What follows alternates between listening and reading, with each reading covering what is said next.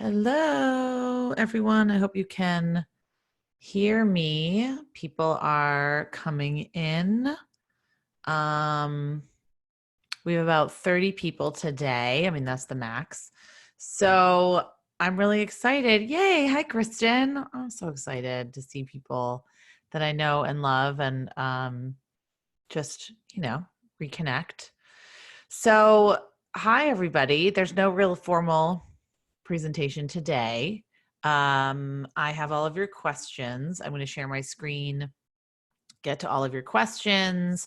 If you think of another question that you want to ask, you can go into the chat, into the questions box, of course, and ask it. So it doesn't have to, it can be really about anything. Like, let's be real. It doesn't have to just be about GoFundMe. It doesn't have to just be about Giving Tuesday Now, even though, can you believe Giving Tuesday Now is that in a week? It's in a week. Oh my gosh. So what I want to know from you also, so I know that you can see the chat and everything, how many days have you been in social isolation? And I am assuming that we are all in social isolation. I mean, 1.5 billion people are in the world. Today marks 46 for me and my kids, and we are going slightly insane, and the weather is horrible. It's 32 degrees and raining and hailing outside, and we could lose power in the middle of this. So who knows? So what are you doing? What are you working on? Where are you in the country? What are you struggling with? I mean, that's really what we're going to talk about today. So let's see. I'm going to look at the questions that all of you sent because they were really good. I mean, every question was like, it needs to be answered in, its own 1 hour webinar. So let me just share my screen and share the questions. And I hope that we're doing it. I hope we're doing okay today. There's a lot going on today. Okay. So you can see my screen. These are the questions that you submitted. So I love that you all wrote in the questions and comments and the question that you would like answered. So, chat, people are talking. Okay. Shelter in place since March 13th, I think. Yes, Stephanie, we've been March 13th as well. I'm in Massachusetts, so I don't know I just ask Google every day. I want to write things on the wall in chalk like a prisoner. But I mean, we're healthy, we're employed. What can we say? Kristen says day 35, hailing from New Jersey where it's cloudy, no hail at the moment. Ooh, struggling with getting the board involved ahead of Giving Tuesday Now. The board. Yes, isolating since March 14th in Cambridge, Mass. Yes, Cambridge. Georgia, it's hot. Now, Georgia, I have some questions for you. Aren't people or businesses opening there? I don't know. I don't know what's going on in Georgia. Probably nicer weather than we have here, 100%. I'm in Georgia. I'm not leaving my house. Good. I mean, good. I'm not a scientist, so this is not official scientific advice that I'm giving you right now. But I do know that, for me and my 2 kids and my husband, we also have the privilege, I mean, that's a distinct thing, to not be leaving our house right now and not be seeing people. And do you know what's interesting? And I'm going to sound like a jerk for saying this, but we are the healthiest we've ever been, which is so weird. So, when kids go to school, they get pink eye, they get ear infections, they get stomach bugs. My kids were sick every week this winter. Every day we'd go to the doctor's office. We would have, they've been in on antibiotics, but since they have not seen other people, we have just had a clean bill of health here. So we have to be thankful. I am very, very thankful for that. Oh my gosh, the questions are so good. Okay. Southern Illinois. Oh, hi, Audra. Yay. I'm so glad you're here. I love it. Mallory says we hunkered down before the state took any actions. That's what you have to do. We did too. So in Massachusetts, we hunkered down before there were official restrictions on non-essential businesses and things like that. My husband's job, thankfully, said he didn't have to go into Boston anymore. The schools did close, or our schools closed. This was before it was a statewide closure. Like each town was closing, and we closed. Oh, Audra, you have a toddler. I don't even know. Toddler. You've been social distancing. Oh my God. It's going to be like the life that the kids are leading. Maryland, 38 days. Whoa, Jamaica. Can we social distance like in a warm climate? I mean, my gosh, I'm thinking of my friends who are in Florida. I mean, they're not the people that are like on the beaches and going to the bars and stuff, but they have a pool in their backyard and they're social distancing with a pool. I have hail. Okay, wow. Okay, the questions are all coming in. We're going to get to the questions because that's why you're here. I don't have a schedule for you. I just am going to answer questions, give you my best advice and my thoughts and my opinions, and that's what you're here for. Okay. So Susan says, we just received a match for an upcoming direct mail piece. Can you share a one-line tag, like a tagline, to encourage donors to give? Well, matching funds really are great because they convey a sense of urgency, and I know I'm going to get more, bang for my buck. And that's really like what people, even though I don't think people are giving because they, a tax receipt or a tax return, or I don't think they're giving for narcissistic reasons. But if I know that I can only donate $25 and I can get 50, like it will contribute 50 to you, talk about the matching fund as much as you can. Your gift will go further. Your gift will double. You can help twice as many kids. You can make twice the impact. I'm not sure, if those are the stipulations. Maybe it's triple, I don't know, for that matching fund.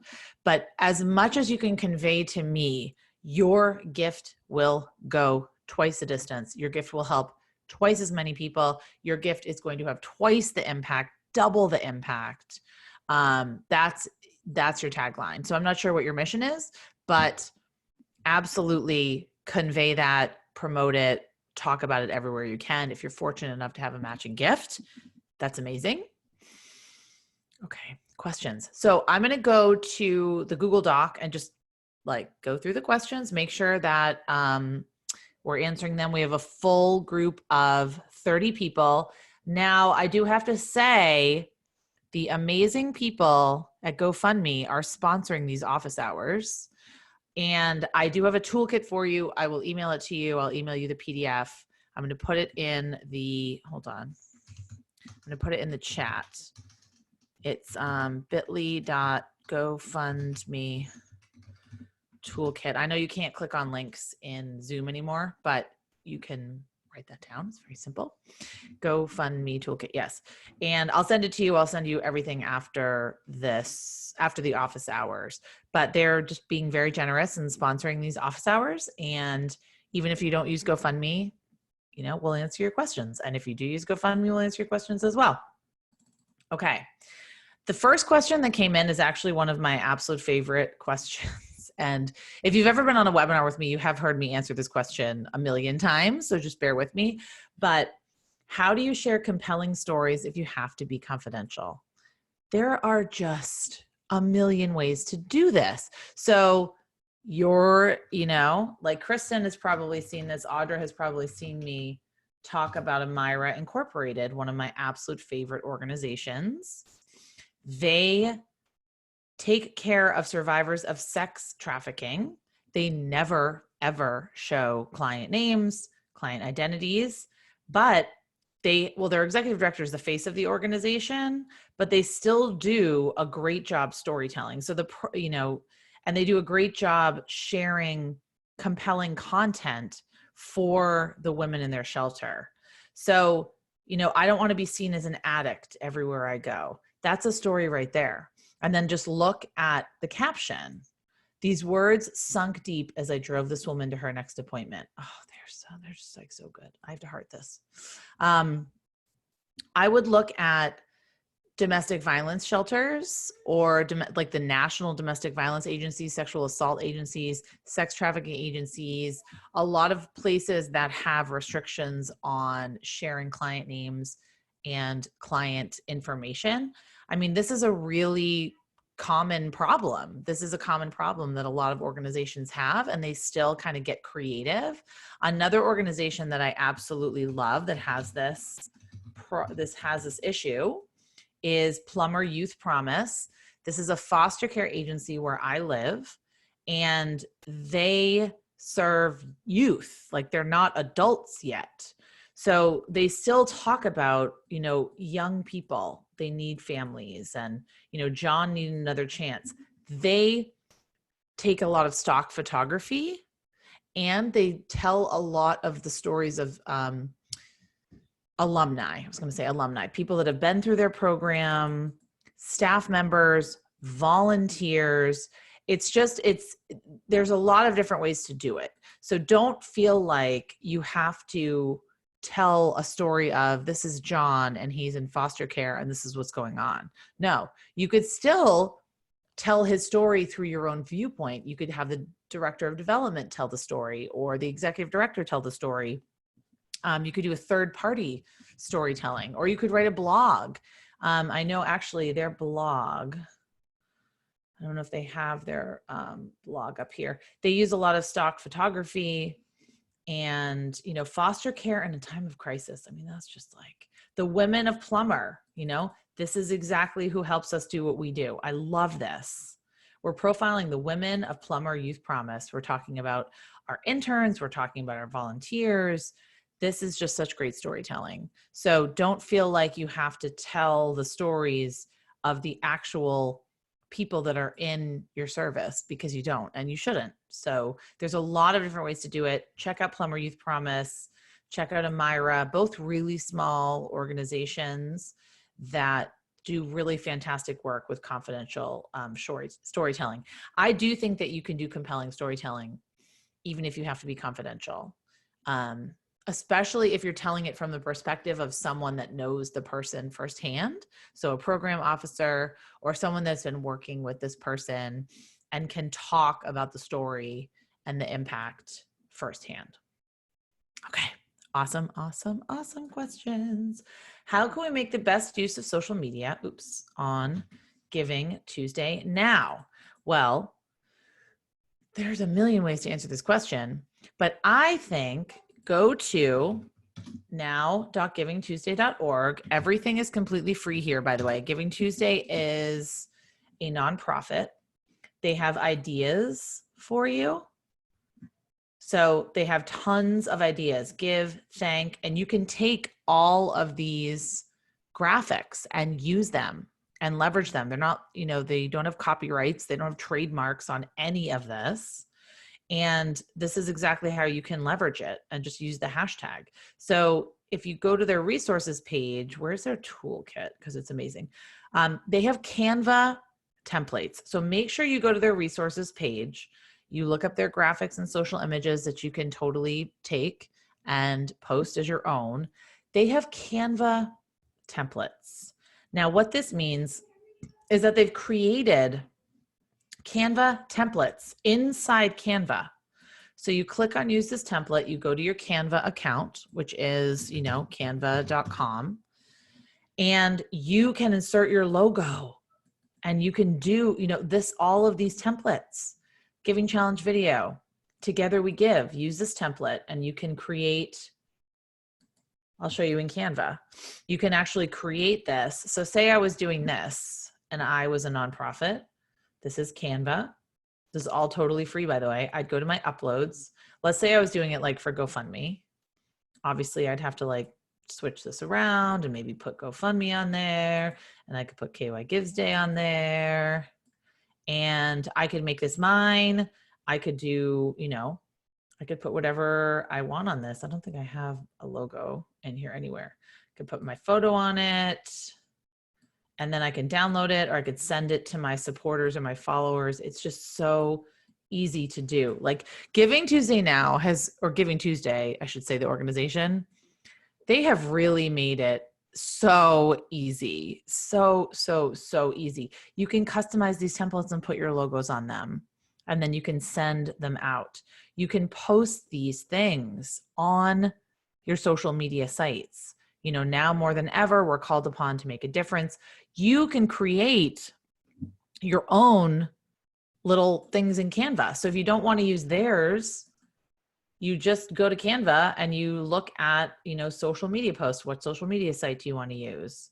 You can do animated social media. And these are just templates. And you can put quotes, like inspiring giving quotes.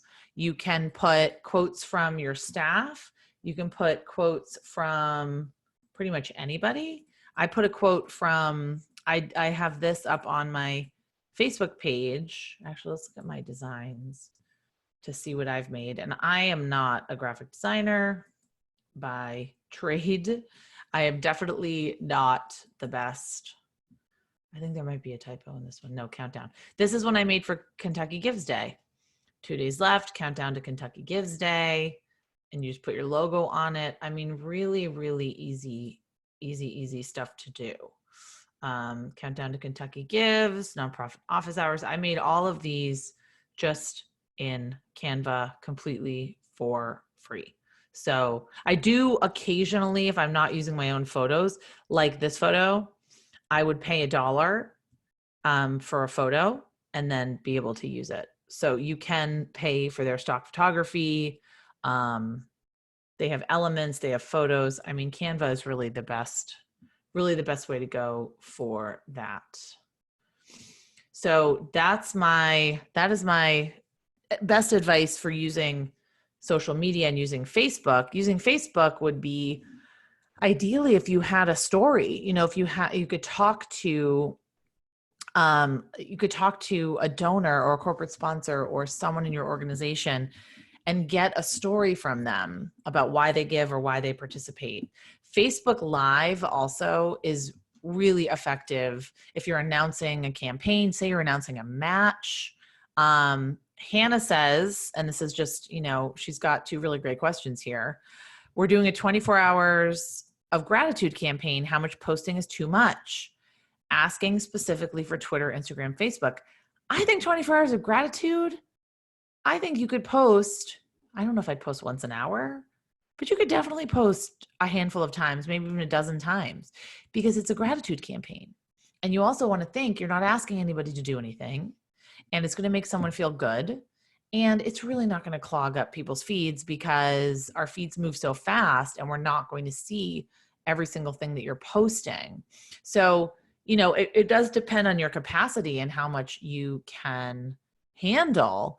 But 24 hours of gratitude campaign, I mean, you could post 24 stories, I think, and get away with it, especially in stories. So in Instagram stories, because they go faster, Facebook stories, they go a little faster and then they disappear. The news feed, I would probably just do a handful of posts because, you know, you don't want to cannibalize your engagement from like one post to the next. The other thing is that if you're doing the gratitude campaign, because you're asking Hannah, do you have tips for fundraising through Facebook or Instagram? And that's a different topic. So you can add the donate button on any of your Facebook posts. If you're registered with Facebook charitable giving tools, you can add them to your Facebook lives. You can add them to your ads. You can get people to create fundraisers for you. You can add them to any post that you post. And then on Instagram, you can add the donate button to your profile, or you can add it to your Instagram stories with the donation sticker.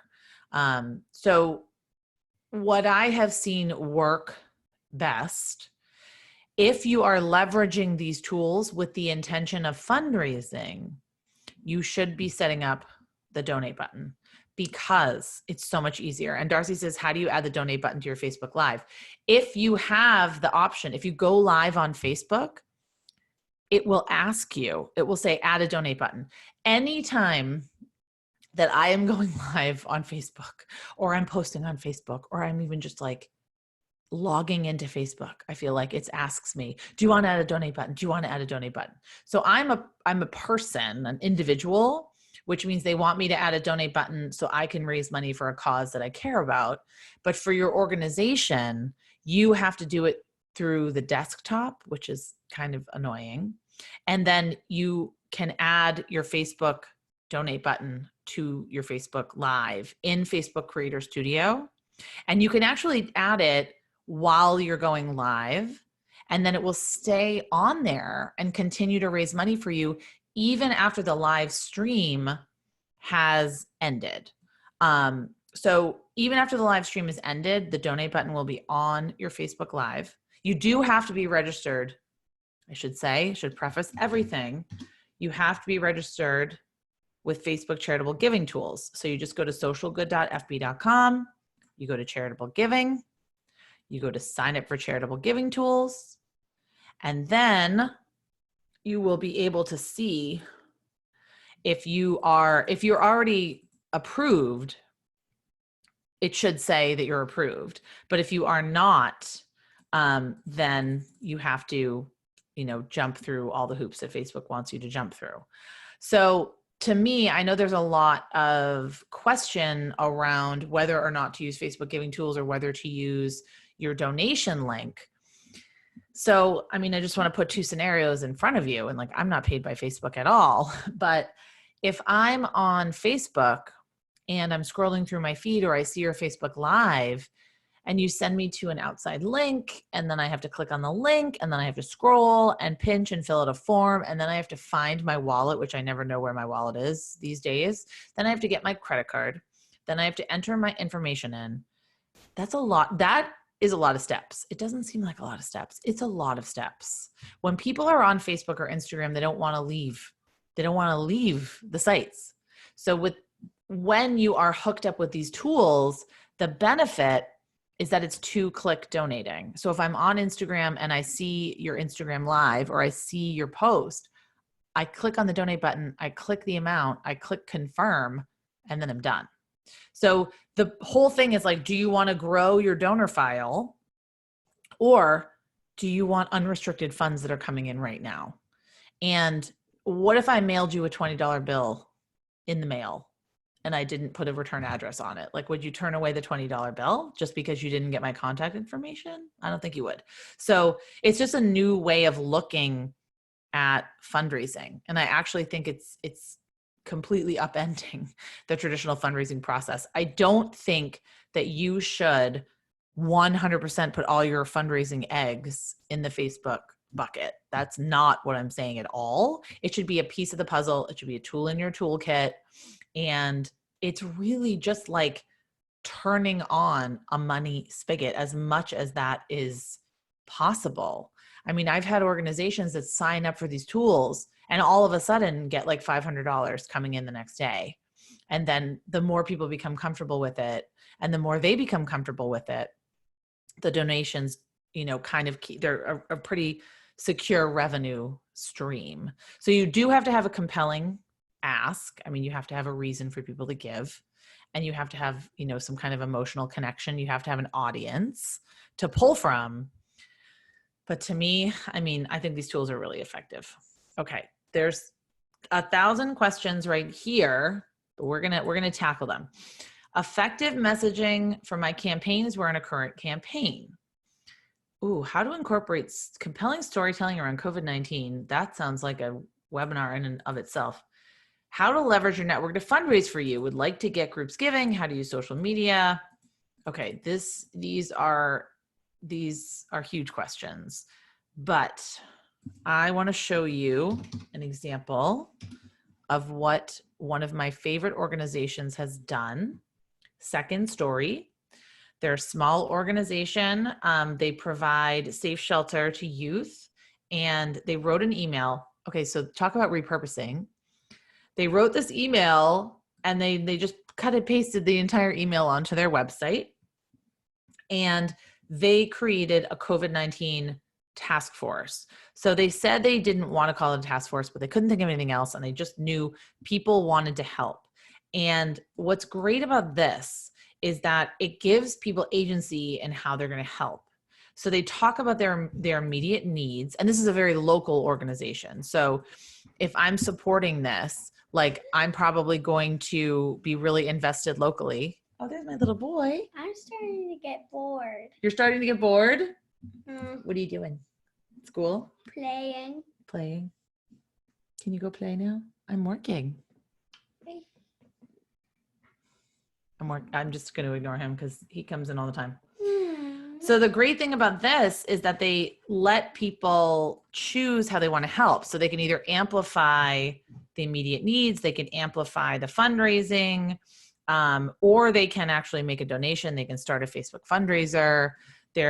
For me, I think I would have kind of bulleted it out more like, here are the top 5 needs that we have, and here's how you can participate.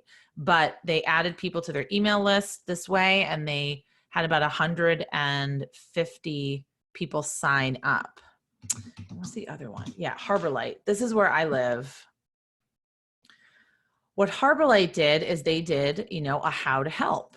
So, if you don't have the financial ability to give, you can still have children draw pictures and write notes of hope. You can reach out to residents. You can donate if you can. I love that, leading from a place of compassion.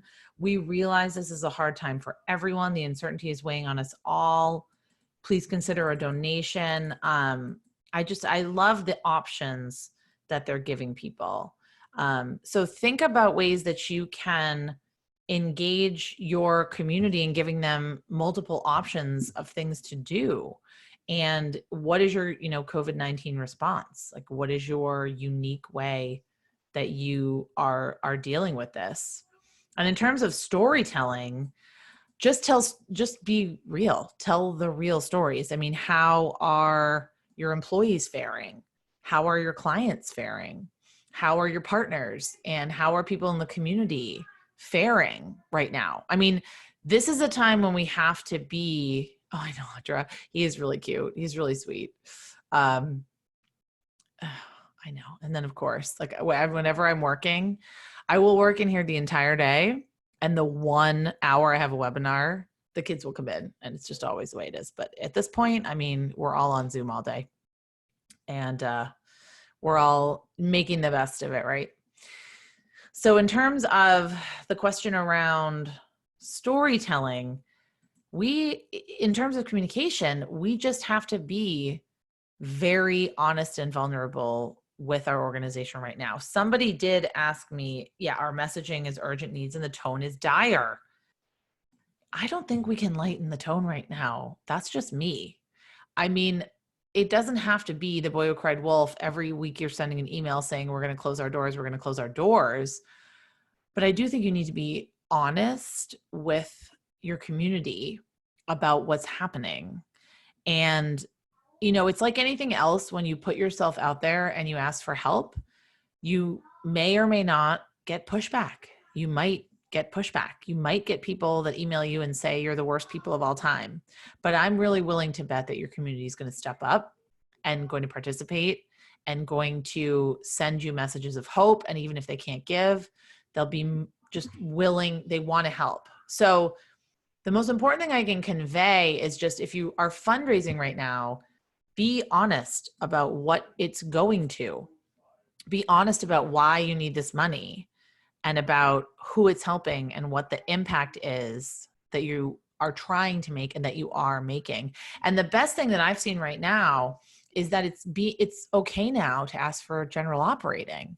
Like in this toolkit that I made, I highlighted, I don't know where they are. They're somewhere in here. I highlighted several campaigns like Goodwill Detroit. We ask that you join us in supporting our frontline workforce. It's okay to ask for money for general operating and employees right now. And I know that we have been told day after day, year after year, not to ask for frontline, not to ask for support to keep the lights on, not to ask for support for our staff and our employees, heaven forbid, right? But now it's actually becoming pretty mainstream and acceptable, and people are doing it and people are giving. So figure out your biggest need and what you're trying to raise money for, and then go forward and tell me what you need money for. And also, it's okay to not know what the future holds. I mean, none of us do. There's no guidebook. There's no guidebook. There's no plan. There's no roadmap. Like, we can all try our best to plan for the future and predict the future, but there's no plan. There's no roadmap. Okay. Use social media to get more participation. Well, I mean, the only way to get participation on social media is to post things that are worthy of participation. So we have to get a little more creative in our messaging on social. It can't just be give to me, give to me, give to me, or I'm so great, or check out our website, or click on this link. There has to be some kind of value provided, because it's a value exchange. So I give you my attention and you give me something that's worth my attention. And then it's okay when you're asking me for something, because you've built up that trust and credibility with me. And hopefully you've become that go-to resource, or you've become an indispensable source of information to me. And I go to you and I look to you and I trust you. And so when you ask me for something, I'm much more likely to respond. So the way we look at social media, we look at it as a transaction, and it's not a transaction. It's not, I ask you for this and you give me this. That's not what it's about. It's about building a community that would really miss you if you were gone. And that's a very Seth Godin thing to say, but that's what I believe. Okay. Best way to have Giving Tuesday or GoFundMe for COVID Community Fund. There are tons of resources out there. These are 7 examples of nonprofits raising money for coronavirus cases, or even just, related to coronavirus. But if you want to start your Giving Tuesday Now campaign, I will post this in the link. And the kicker, and this money is not gone yet, which I was surprised. You can start a campaign on GoFundMe Charity. And if you raise at least $1,000 from 10 different donors, they will match your $1,000. So this money is not gone yet. And I really encourage you, if you think that you can do it, to do it. Why wouldn't you just do it? So this doesn't have to be your pinnacle of your campaign, but if you can get 10 people to give you a total of $1,000 on GoFundMe, yeah, I think that that's definitely worth it. So I would just check that out. This is the website, and you obviously can just go to charitygofundme.com. Also, they have so many examples of participating campaigns, and let's look at one that is for, Pabst Theater Group. This is for employees. This is for employees of the theater, and ushers, bartenders, box office staff, event staff, stagehands, photographers. People are honestly donating money to these kinds of causes, and it's really, really working. It's all about what matters to your donors. We need to get over this imposter syndrome that even though we're not on the front lines, or we're not providing healthcare, we're not saving lives, we have to just get over this imposter syndrome that our mission doesn't matter, because your mission doesn't end just because we're in a global pandemic. Whatever you're doing, whoever you're serving, whatever problem you're trying to solve, it does not end just because we are in a crisis situation. Your mission doesn't end. And in fact, it's probably going to be exacerbated. I just read an article in the New York Times that said 1/3 of all food banks in New York have had to close their doors. That's just unbelievable to me. I mean, that's just unbelievable to me. So I don't want to see those same statistics for other organizations. But I mean, that was just really kind of heartbreaking to read. But our missions don't go away. In fact, we often need to provide more services. We're called on to provide more services in these kinds of times. Okay, this is a great question. I'm really excited. How do I best use a GoFundMe campaign with an upcoming online benefit that's already planned? Oh, our event is May 5th. Well, You could do some messaging around Giving Tuesday now and say, hey, did you know it's Giving Tuesday now? We already have this campaign. Use the hashtag, use the fact that people are probably going to be hearing a lot about it in the media, in the press, and try to leverage that to get more buzz and more participation. I don't know if you should start a brand new fundraising page if you already have one. I think that could confuse people. So if you already have your online benefit, if it's already planned, I think that you should just use whatever you have. But I will tell you, when you do GoFundMe Charity, you do have the ability to raise money for an event. And to sell tickets to an event. So let's see, this is going to be in the toolkit. Let's see. So you have the ability to actually sell tickets. You can incorporate registration and ticketing if you want in your GoFundMe campaign. And this is kind of what it looks like. So you can use the registration and ticketing option if you want to rally your community around an event. And this is sort of an example of what it looks like. Let's go to this page. So you can get ticket. You can totally customize all of these buttons. If you're trying to sell tickets to something and registrations, this might be the best opportunity. Tickets and sponsors, and then donate. You can customize these buttons any way that you want. But this is an event that's on Wednesday, May 6th. This is a virtual event. How to participate, just be really, really clear with your community about how to participate, what happens, where do they go, where is the event actually housed, how, is it Zoom, is it Facebook Live, where is it, where do we go to participate? And then the other thing is, if you have a fundraising event that's already happening, you can leverage GoFundMe.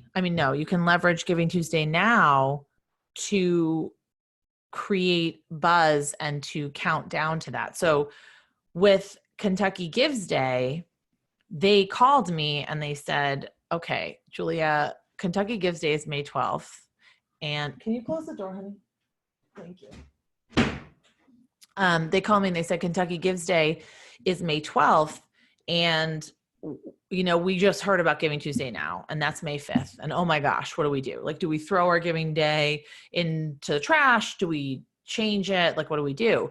And what I recommended they do is they talk to their nonprofits about a countdown, because it's 1 week exactly to Kentucky Gives Day. So I said, why don't you create a countdown toolkit and give people some graphics or talk to them about how to make them on Canva and create 1 week down to Kentucky Gives Day. So obviously people can give anytime, or they can, give the portal, the platform's open right now. And what they're going to start on Giving Tuesday is just to say, we are highlighting our donors, we're highlighting our impact, our volunteers, and we're just counting down to the big, big day, which is the culmination of generosity and everything that we're trying to do. So if there are ways that you can incorporate Giving Tuesday Now, that's fine. But if it doesn't match, if you have millions of other things going on, then you definitely don't need to do it. Oh my goodness. Okay, Stephanie says, I have a Facebook donate, a donate link on the website, and GoFundMe. Is it too much? Too many ways to donate? It might be confusing. Well, I think that you should give people as many options as possible. So when we do a campaign, we let people give. They could call us and give us a credit card. They could send us a check. They could donate on our website. They could donate via Facebook. I think giving people as many options as possible is going to increase your just number of money coming in. It's going to be a little bit harder for you to maintain and manage, but definitely it will increase the amount of donations coming in. The other thing I wanted to point out is that with GoFundMe, if you're the administrator on the account, you can add any kind of donations into the total tally. So say your goal was $50,000, $10,000, and a bunch of it came in through other avenues that were not GoFundMe, you can add it manually to GoFundMe. So I think that's a really cool thing as well. So you can take all the Facebook donations coming in and anyone that writes checks or, bequests or anything like that, you can add to the GoFundMe account and kind of maybe keep that as your hub, because you can control that. You can't control the Facebook donations as well. Okay. How to feature on the international platforms?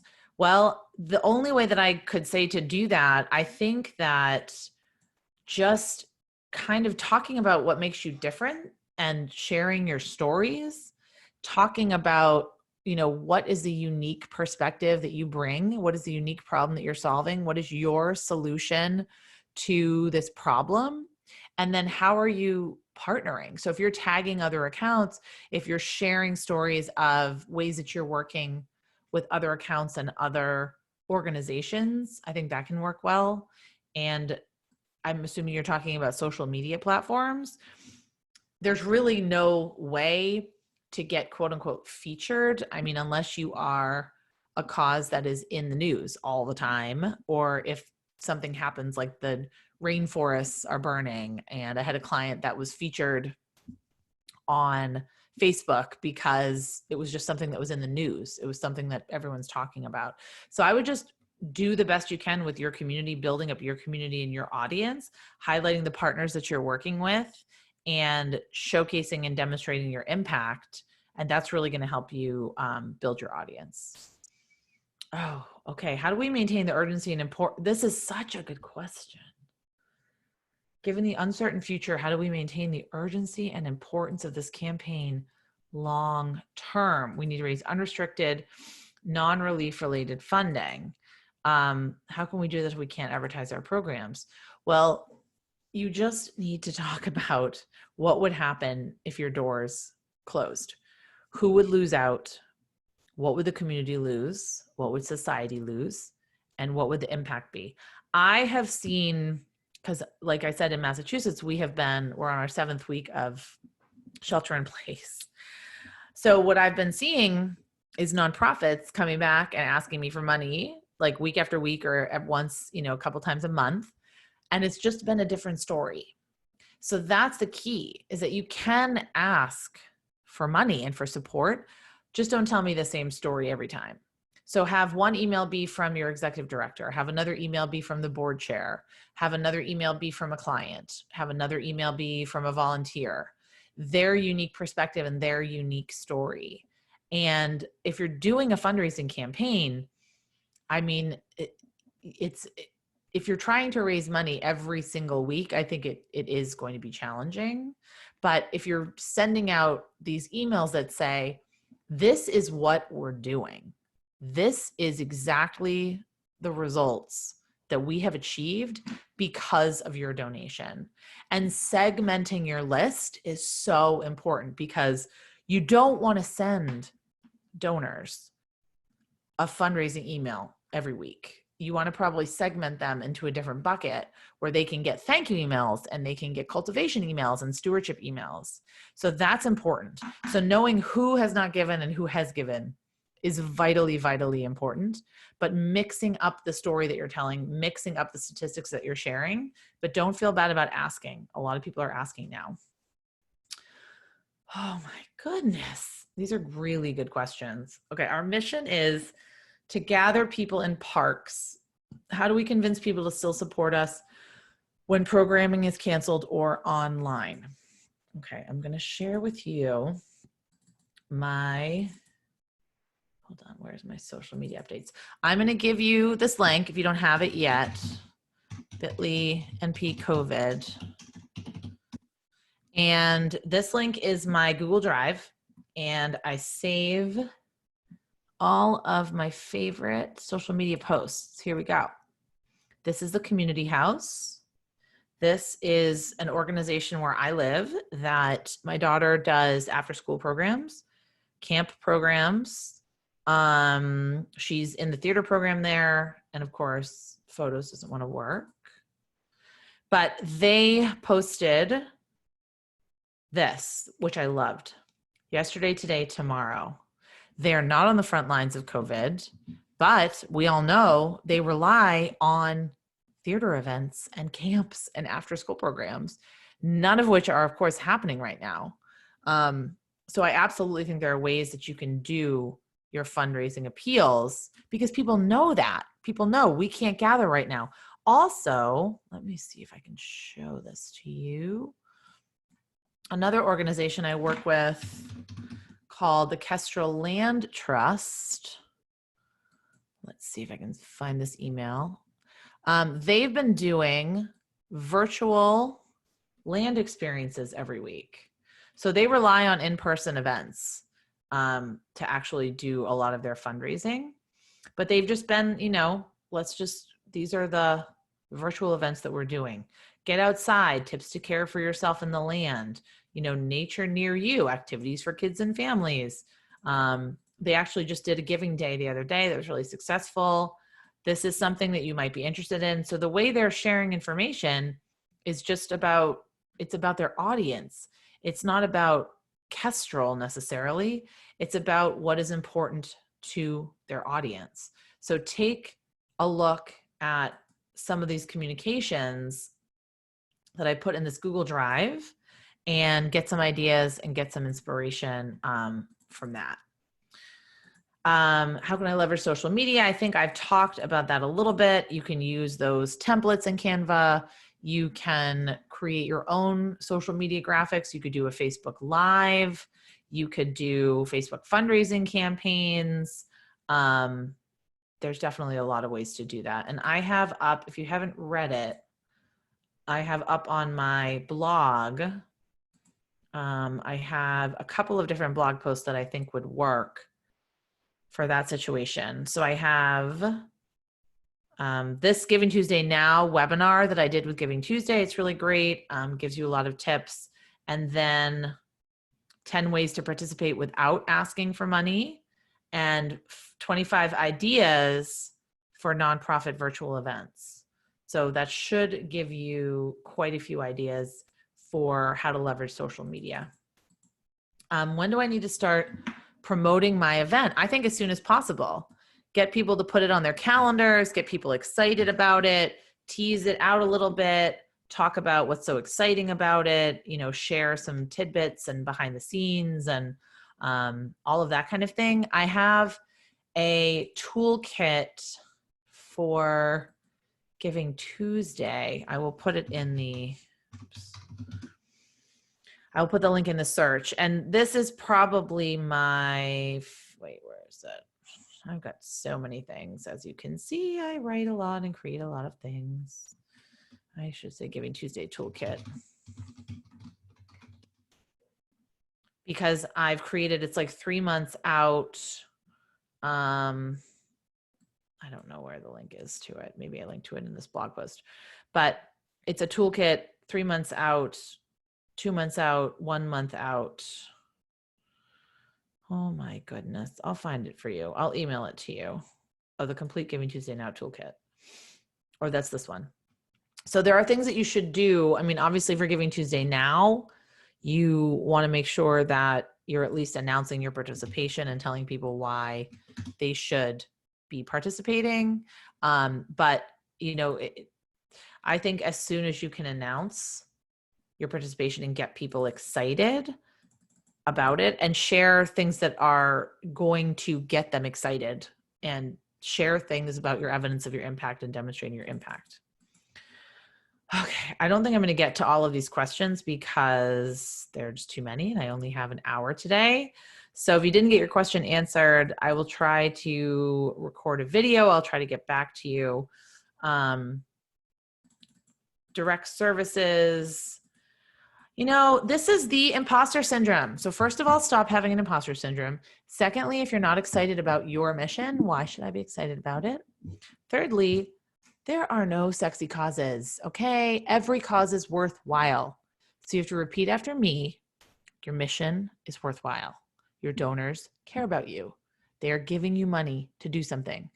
Tell them what you're doing, and then reach out to them to spread the word to more people.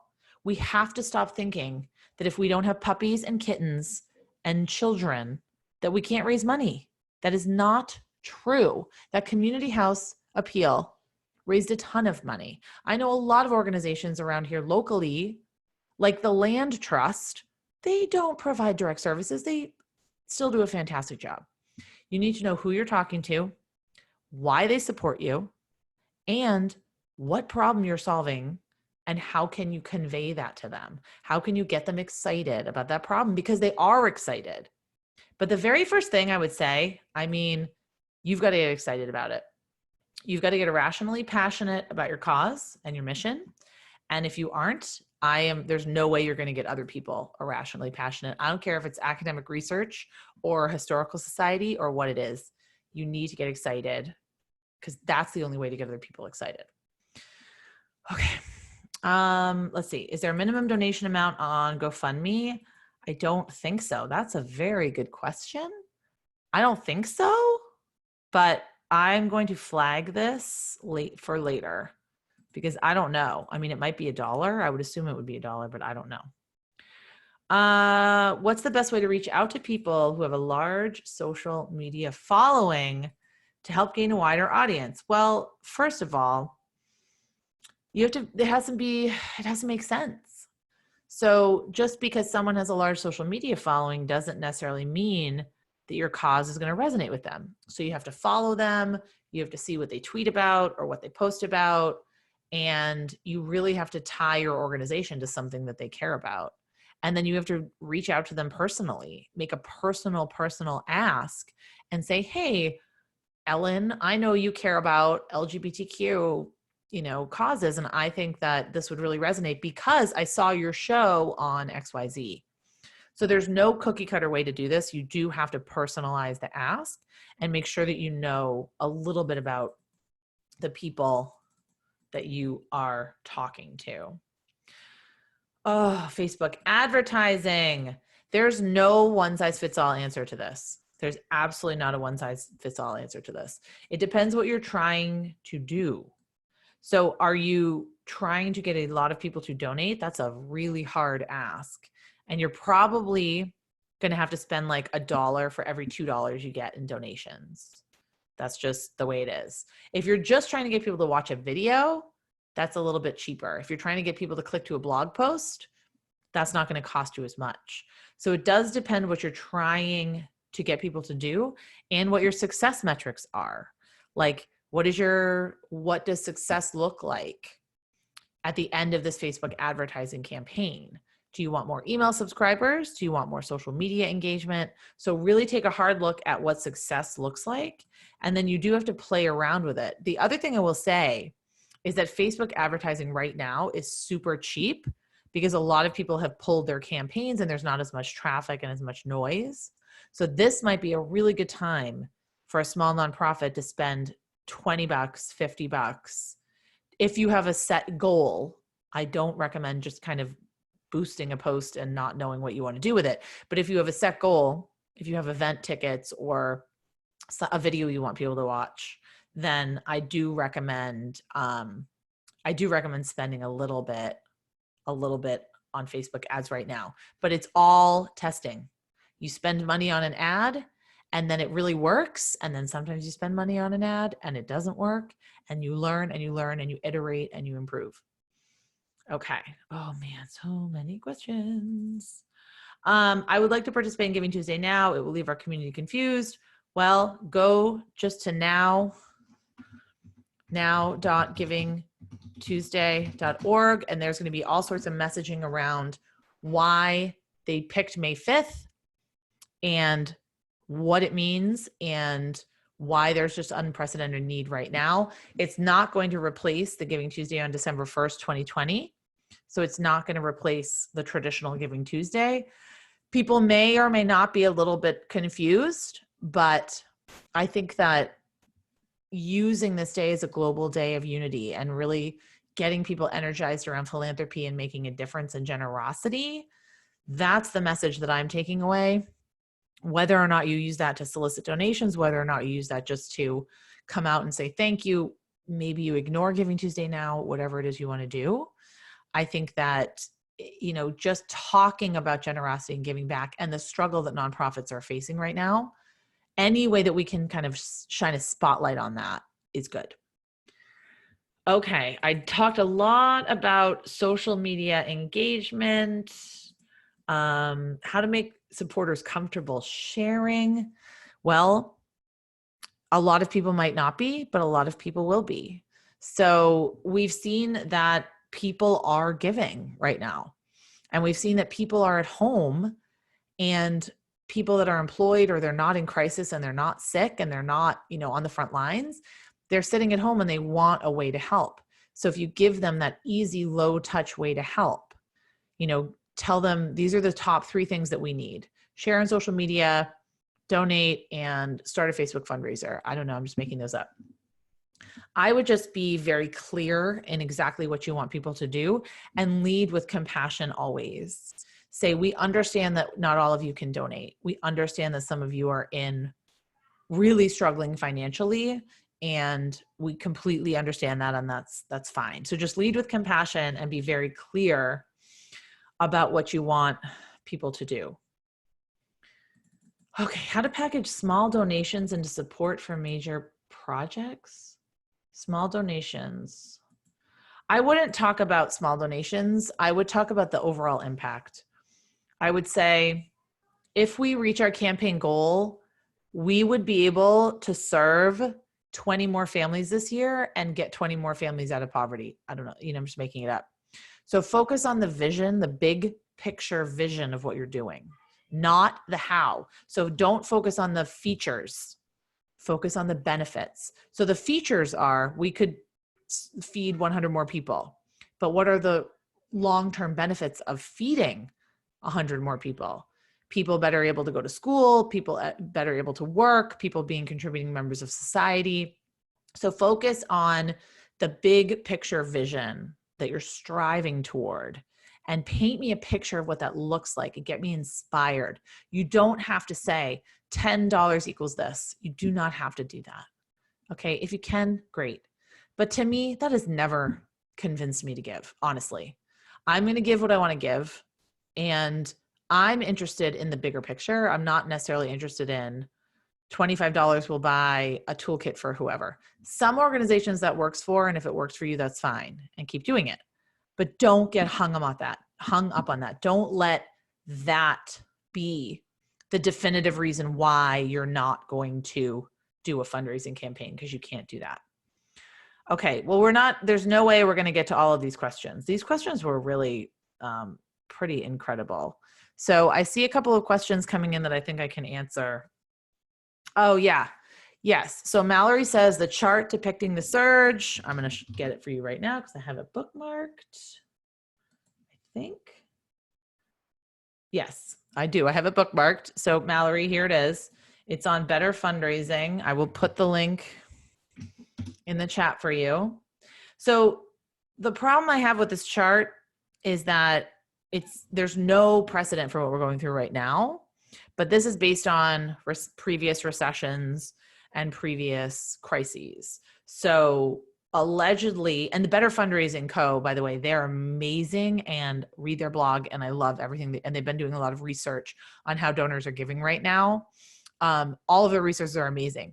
But what I do recommend is just kind of taking this with a grain of salt, because we don't know how long the bump is going to be, and we don't know when the slump is, and we don't know when people are going to bounce back, which is phase 3. Like, we have no clue. So this is a really great chart to show your board, to show your staff and coworkers, to say, we need to be fundraising right now because we're still in the bump. Allegedly, we're still in the bump. What they've said, Jim and Steven, is that we are down, we're on the downward cycle now. I have no idea if we are. So from what I've seen, all my clients are just kicking butt fundraising. And it's not opportunistic at all. It's just people have reached out to them and they want to help and they want to solve a problem and they want to get involved, and they're giving them an easy way to get involved. So you can download it. You can download their awesome guide. They also, one update. Oh, I just need to read their latest blog. Silver linings, reporting back. They have awesome, awesome stuff. Another great thing before we leave, Mark Phillips of Queer Ideas. So just go to queerideas.co.uk. This is such an awesome blog. And they do actual research studies. They talk to donors, they research, they talk to clients. And they have learned so much. Why do people give? Talking to donors, really, really great stuff. So I would definitely go to betterfundraising.com, queerideas.co.uk. Those are two of my favorite go-tos. So we're at 2:00 and I feel terrible that I couldn't answer all of your questions. If it's a question that you feel like was not answered, I will give you my email, Julie@JC Social Marketing. I'm going to send you the replay. I'm going to send you a bunch of other resources. Anything we talked about today, I will send to you in a follow-up email. And I am doing office hours the rest of the week, maybe into next month. And I'm doing Facebook Lives and a lot of other things. So I'm sure you will see me around. But thank you so much for being on here today. I really appreciate it. Oops, I stopped my video. I meant to stop my share. I appreciate you being here with me. You're doing awesome work. Just hang in there. And I really look forward to helping you out the next time we see each other. Okay. All right. Take care. Have a great Monday.